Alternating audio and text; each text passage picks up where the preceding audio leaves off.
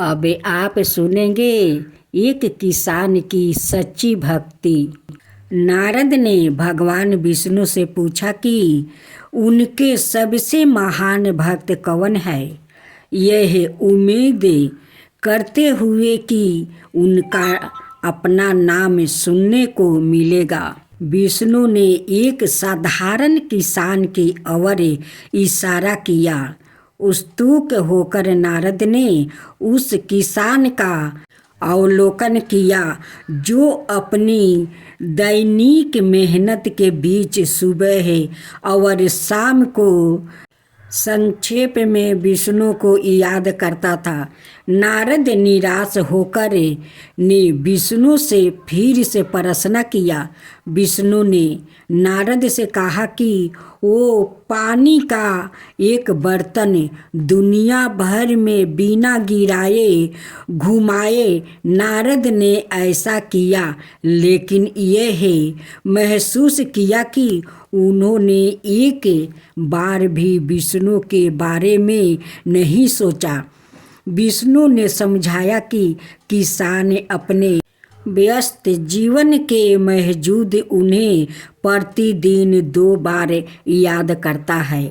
जो सच्ची भक्ति को दर्शाता है। यह कहानी सिखाती है कि शारीरिक कर्तव्यों के बीच ईमानदारी भक्ति का महान मूल्य होता है।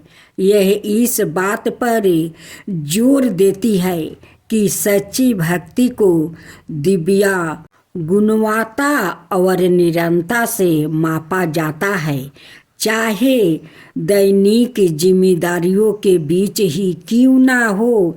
यह दर्शाती है कि छोटे दिल से किए गए भक्ति के कार्य भी दिव्य कृपा प्राप्ति कर सकते हैं।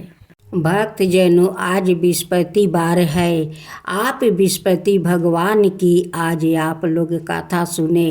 बृहस्पतिवार का जो लोग बृहस्पति देव के श्रद्धा भक्ति से कथा सुनते हैं, उस पर बृहस्पति देव प्रसन्न हो जाते हैं। बृहस्पति देव की जय हो, बृहस्पति देव की जय हो। प्राचीन समय की बात है। एक नगर में एक बड़ा व्यापारी रहता है। वो जहाज़ों में माल लाद कर दूसरे शहरों में भेजा करता है। वो जिस प्रकार अधिक धन कमाता है, उसी प्रकार जी खोलकर दान भी करता है। परंतु उसकी पत्नी अत्यंत कंजूस है। वो किसी को एक डमरी भी नहीं देने देती है।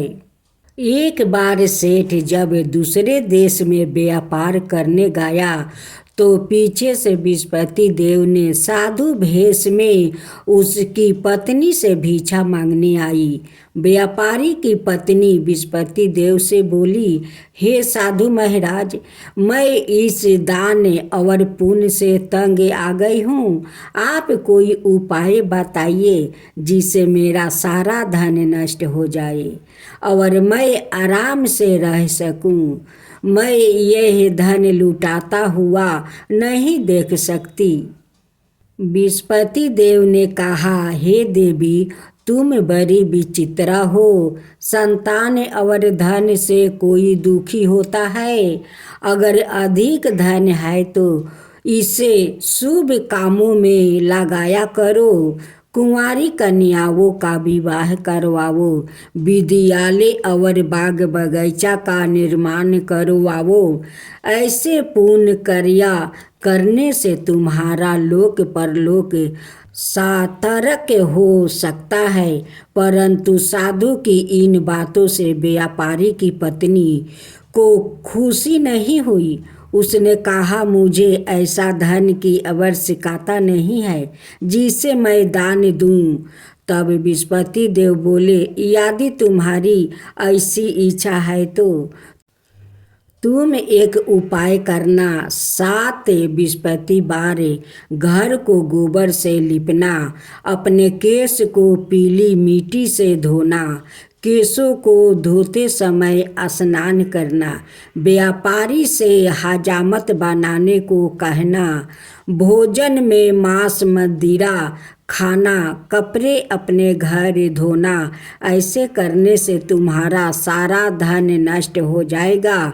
इतना कहकर बृहस्पति देव अंतर्ध्यान हो गए। व्यापारी की पत्नी ने बृहस्पति देव के कहे अनुसार 7 बृहस्पति बार वैसे ही करने का निश्चय किया। केवल 3 बृहस्पति बार बीते थे कि उसी समस्त धन संपत्ति नष्ट हो गई और वो परलोक सिधार गई। जब व्यापारी वापस आया तो उसने देखा कि उसका सब कुछ नष्ट हो चुका है। उस व्यापारी ने अपनी पुत्री को संताना दी और दूसरे नगर में जाकर बस गया। वहाँ वो जंगल से लकड़ी काट कर लाता और शहर में बेचता। इस तरह वो अपना जीवन बिताने लगे। एक दिन उसकी पुत्री ने दही खाने की इच्छा प्रकट की, लेकिन व्यापारी के पास दही खरीदने के पैसा नहीं थे। वो अपनी पुत्री को आश्वासन देकर जंगल में लकड़ी काटने चला गया। वहाँ एक वृक्ष के नीचे बैठे अपनी पूर्व दशा पर विचार कर रोने लगा। उस समय बृहस्पतिवार था। तभी वहाँ बृहस्पति देव साधु के रूप में सेठ के पास आए और बोले, हे मनुष्य, तू इस जंगल में किस चिंता में बैठा है? तब व्यापारी बोला, हे महाराज, आप सब कुछ जानते हैं। इतना कहकर व्यापारी अपनी कहानी सुनाकर रो पड़ा। बृहस्पति देव बोले, देखो बेटा, तुम्हारी पत्नी ने बृहस्पति देव का अपमान किया है, इसी कारण तुम्हारा यह हाल हुआ है।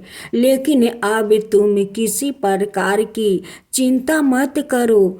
तुम गुरुवार के दिन बृहस्पति देव का पाठ करो। 2 पैसे के चने और गुड़ को लेकर जल के लोटे में शक्कर डालकर वो अमृत और प्रसाद अपने परिवार के सदस्यों और कथा सुनने वालों में बांट दो। सवाए भी प्रसाद और चरण मृत लो, भगवान तुम्हारा अवश्य कल्याण करेंगे। साधु की बात सुनकर व्यापारी बोला, महाराज, मुझे तो इतना भी नहीं बचता है कि मैं अपनी पुत्री को दही लाकर दे सकूं। इस पर साधु जी बोले, तुम लकड़ियाँ शहर में बेचने जाना। तुम्हें लकड़ियों के दाम पहले से चौगुने मिलेंगे, जिससे तुम्हारे सारे कार्य सिद्ध हो जाएगा। उसने लकड़ियाँ काटी और शहर में बेचने के लिए चल पड़ा। उसकी लकड़ियाँ अच्छे दाम में बिक गई, जिसे उसने अपनी पुत्री के लिए दही लिया और गुरुवार की कथा हेतु चना गुड़ लेकर कथा की और प्रसाद बांट कर सवाए भी खाया। उसी दिन से उसकी सभी कठिनाइयाँ दूर होने लगी। परंतु अगले बृहस्पतिवार को वो कथा करना भूल गया। अगले दिन वहाँ के राजा ने एक बड़े यज्ञ का आयोजन कर पूरे नगर के लोगों के लिए भोजन का आयोजन किया है।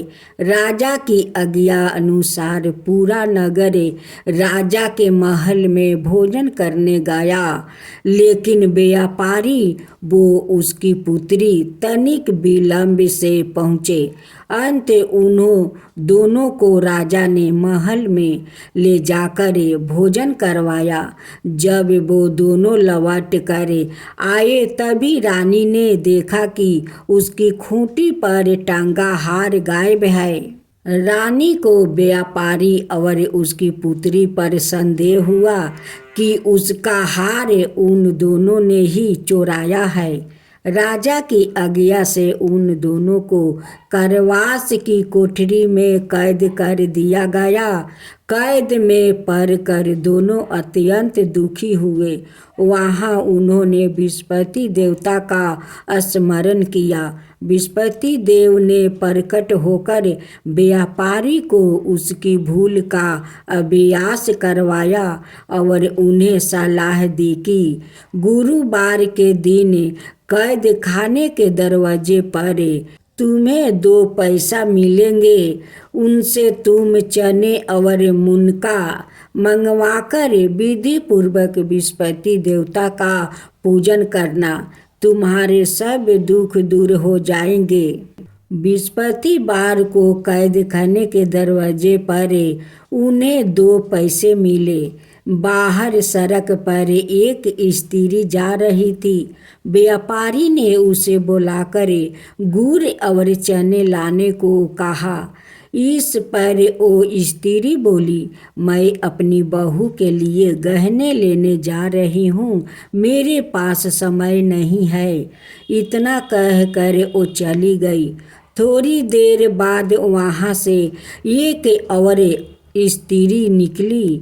व्यापारी ने उसे बुलाकर कहा कि हे बहन, मुझे बृहस्पतिवार की कथा करानी है, तुम मुझे 2 पैसे का गुड़ चना ला दो। बृहस्पति देव का नाम सुनकर वो स्त्री बोली, भाई मैं तुम्हें अभी गुड़ चना लाकर देती हूँ। मेरा एकलौता पुत्र मर गया है। मैं उनके लिए कफन लेने जा रही थी, लेकिन मैं पहले तुम्हारा काम करूँगी, उसके बाद अपने पुत्र के लिए कफन लाऊंगी। वो स्त्री बाजार से व्यापारी के लिए गुड़ चना ले आई और सवाए भी बृहस्पति देव की कथा सुनी। कथा के समाप्त होने पर वो स्त्री कफन लेकर अपने घर गई। घर पर लोग उसके पुत्र की लाश को राम नाम सत्य है कहते हुए शमशान ले जाने की तैयारी कर रहे थे। स्त्री बोली, मुझे अपने बेटे का मुख देख लेने दो। अपने पुत्र का मुख देखकर उस स्त्री ने उसके मुंह में प्रसाद और चरणामृत डाल दिया। प्रसाद और चरणामृत के प्रभाव से वो पुनर्जीवित हो गया। पहली स्त्री जिसने बृहस्पति देव का निरादर किया था, वो जब अपने पुत्र के विवाह हेतु पुत्र वधू के लिए गहने लेकर लौटी और जैसे ही उसका पुत्र घोड़ी पर बैठकर निकला, वैसे ही घोड़ी ने ऐसी उछाल मारी कि वो घोड़ी से गिरकर मर गया। यह देख स्त्री रो रो कर बृहस्पति देव से क्षमा याचना करने लगी। उस स्त्री की मिनती से बृहस्पति देव साधु भेष में वहाँ पहुंचकर कहने लगे, देवी तुम्हें अधिक विलाप करने की आवश्यकता नहीं है। यह बृहस्पति देव का अनादर करने का कारण हुआ है। तुम वापस जाकर मेरे भक्त से क्षमा मांगकर कथा सुनो, तब ही तुम्हारी मनोकामना पूरी होगी। जेल में जाकर उस स्त्री ने व्यापारी से माफ़ी मांगी और कथा सुनी। कथा के उपरांत वो प्रसाद और चरणामृत लेकर अपने घर वापस गई। घर आकर उसने चरणामृत अपने मृत्यु पुत्र के मुख में डाली। चरणामृत के प्रभाव से उसका पुत्र भी जीवित हो उठा। उसी रात बृहस्पति देव राजा के सपने में आया और बोले, हे राजन, तुम जिस व्यापारी और उसके पुत्री को जेल में कैद कर रखा है, वो बिल्कुल निर्दोष है। तुम्हारी रानी का हार वही खूंटी पर टांगा है। दिन निकला तो राजा रानी ने हार खूंटी पर लटका हुआ देख कर राजा ने उस व्यापारी और उसकी पुत्री को रिहा कर दिया और उन्हें आधे राज्य देकर उसकी पुत्री का विवाह ऊंचे कुल में करवाकर दहेज में हीरे जवाहरात दिया। ओम जय विस्पति देवा, जय विस्पति देवा, छिनी छिनी भोग लगाऊं के दली फल मेवा। ओम जय विस्पति देवा, जय विस्पति देवा। तुम पुराण परिमत माँ तुम अंतर्यामी, जगत पिता जगदीश्वर तुम ही सबके स्वामी। ओम जय विस्पति देवा, जय विस्पति देवा। चरनामृत निज निर्मल सबके पातक हरता, सकल मनोरथ दायक कृपा करो भक्तो। ओम जय विस्पति देवा, जय विस्पति देवा। तन मन धन अर्पण कर जो जन शरण पारे, प्रभु प्रकट तब हो करे आकर दुआरे खरे। ओम जय विस्पति देवा, जय विस्पति देवा।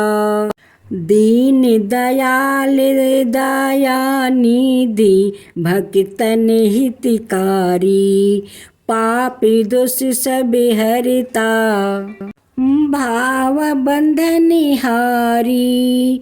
ओम जय विस्पति देवा, जय विस्पति देवा। सकल मनोरथ दायक सब संशय हरो, विषय विकार मिटाओ संतन सुखकारी।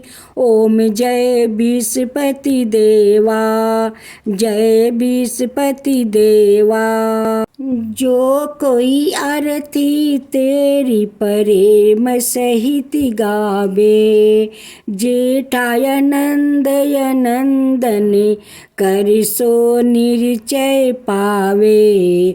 ओम जय विस्पति देवा, जय विस्पति देवा। सब मिलकर बोलो विस्पति भगवान की जय, विस्पति देव की जय।